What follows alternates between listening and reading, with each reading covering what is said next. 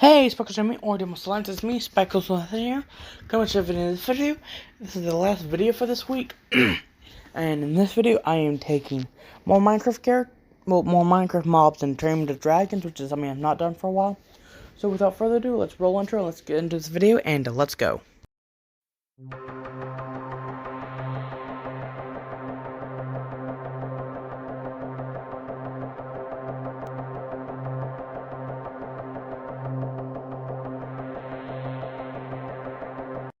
Like and subscribe if you enjoy this video. Okay. Just how many bloody dragons am I going to have to go over this month? Might as well just get these over with. Anyways, the first dragon I'll have to go over today. For the record, all these come from another breed of dragon. Not really a breed, but some other types of dragons that have not really come. I never really said where these dragons come from. And some of these dragons I may or may not have talked about already. But there are some that come from the mining isles, which are pretty much a group of places and islands that actually do mining. The architecture there is extremely well built. Some have the ability to fly, which is not really surprising, but usually flight spells only last a few moments. But like these guys have cheat codes in real life. Anyways, the first place I'm talking about is deep down below, even below the bedrock of that world. Well, that place. They actually have to have a special portal to go there. It's known as the Nether Realm. The Nether Realm is chock full of different monsters and different dragons. But most likely a very calm and helpful species. That's the type of siege drake, funny enough. Is the rocky-legged magma strider drake. Or the magma strider drake, strider referred, which is what they mostly are referred to by the residents of the mining isles. Like the name suggests, these creatures can walk across magma. They are very fast. Some are fast, some are slower. But the easiest way to find them and actually make them follow and go where you want to go is actually by actually using a, how do you say this without sounding stupid? A piece of fungus on a stick and wave it in front of them. They will follow it pretty much wherever you want to go, and they usually will not falter and actually just keep following it. But sometimes they will falter because they might find a larger mount on a ground area nearby, and they might be hungry enough to actually go off and eat those and not even follow what you're trying to point them to do. Second breed of dragon is known as the durable metallic iron dragon, or the metallic iron dragon. The reason why it's called durable in that name, first part, is because of the fact that it can actually break its own skin. The skin has the consistency of that of, well, iron. Not funny enough. But anyways, it actually can, however, how do you say, regrow its skin within a few hours. And I remembered some of these dragons I was talking about earlier. The Phantom Anthosphere, the Fire-Spewing Hydra, the Ravaging Dragon, and the Combustion Drake, to name a few. Now, funny enough, speaking of the Combustion Drake, this dragon rarely ever is hostile towards any of the durable iron dragons, but they're scared of the of another dragon that resembles that of a cat.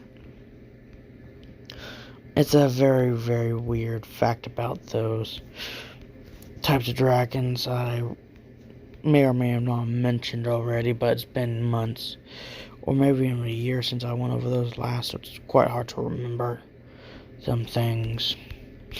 But where else to next for that? Another fact about them. Well, they are both naturally spawning. When I say that, I mean like you don't have to summon them or anything. But you can also, how do you say, conjure them and or summon them. Summoning them and conjuring them is very similar. For summoning them, you would actually need to build a statue made out of iron. That is very similar. And actually having a piece of one of the original dragons to actually conjure them. And let's just say these are very hard and expensive way to actually create them, because unless you have creation magic, which is a very rare magic nonetheless, it will actually take a lot of money to actually summon just one of these. So just imagine how much it would cost to summon an entire army of them, which some people have. These dragons are more of the medium size, with around a 50-foot wingspan and a, how do you say, a 60-foot body length, with around 7 feet being in the tail and around 3 feet being in the neck and head. And they only live to be around pretty much near immortal until you can actually puncture the brain. Other than that, they won't die anytime soon. Now, another breed of dragon that is pretty much like similar to a dragon that I've talked about earlier is a dragon known. It's actually related to some of the Ragna dragons I was talking about a few weeks ago. Known as the 8-legged arachnid spider drake or the arachnid spider drake, these dragons are mostly found crawling out of caves or any dark place, because they mostly are hostile in the realm there. And in some, there's a variation of them that are found in mine shafts that are actually smaller than these. These are about the size of a horse, and whereas the others are around the size of a large dog. These are non-venomous ones, but that doesn't mean they don't have a powerful bite. Their bite is actually strong enough to pretty much bite through metal. And some of them can actually be found near a skeletal dragon, which is a very aggressive dragon in and of itself. Let's just say it's been a pain trying to find some of these. Especially that LSD, Leaping Slime Drake, that made me trip out a few times. The Inu Summoning Dragon, really hard to find, and that one was really hard to kill. Not to mention the Ghastly Dragon summon, that was a bloody nightmare. Oh, that was an annoying one. But other than that, it was relatively simple enough to find some information on this one, because they're so bloody common around there. Now, mostly like the other ones and other types of spiders, they can actually climb bloody walls.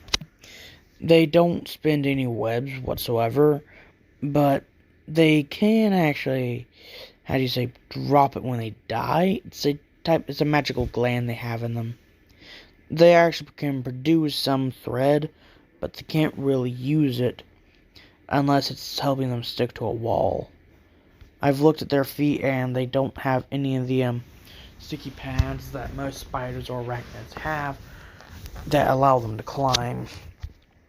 So these use their own silk to actually sprout little things from their feet that actually is pretty sticky in of itself, and allows them to climb walls even with 2 front legs. Yeah, you heard me right. They can literally just place 2 front legs and climb up the bloody wall. And like the name suggests, arachnid and 8-legged, they have 8 bloody legs. So, yeah, I'm a very freaky dragon nonetheless. Okay, now for the final one of today. This final dragon is, how do you say, sometimes mixed up for a dragonette. Matter of fact, at first I thought it was a dragonette species.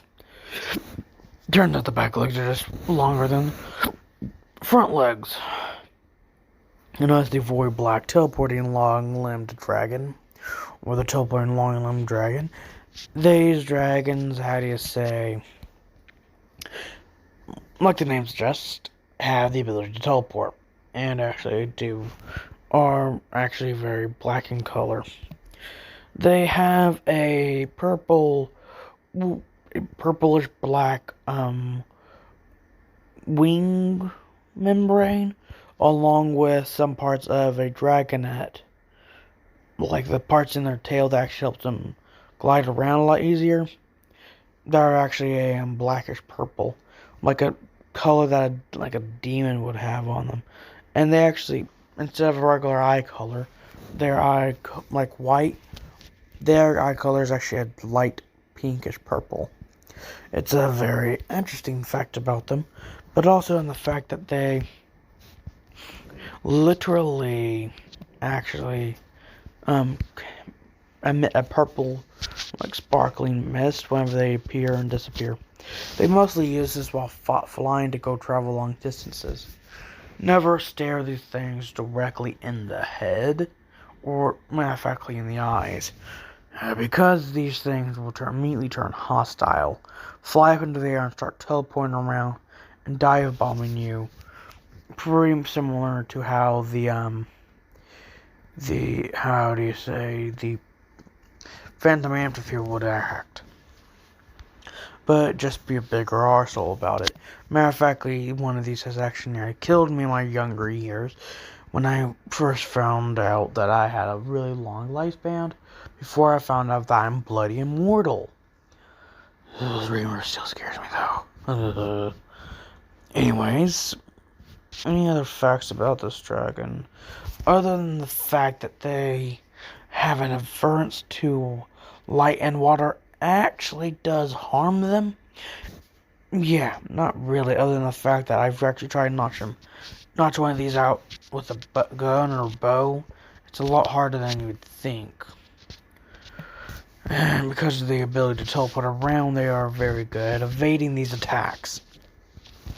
But it's very rare for someone to actually notch a bow and arrow and actually let the arrow fly and for it to actually hit them.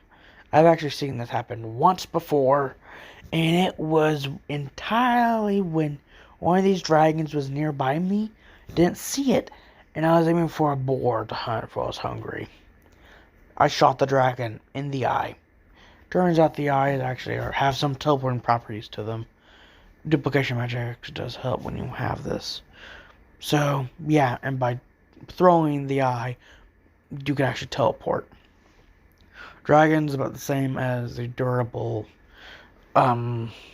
metallic iron dragon, and live for around 100,000 years. That's all for today. Well, I hope you enjoyed today's video, but I'm afraid that's all I've got for today. Until next time, though, subscribe today to join the Breakfast Army or do watch the line. So goodbye and peace out, everyone.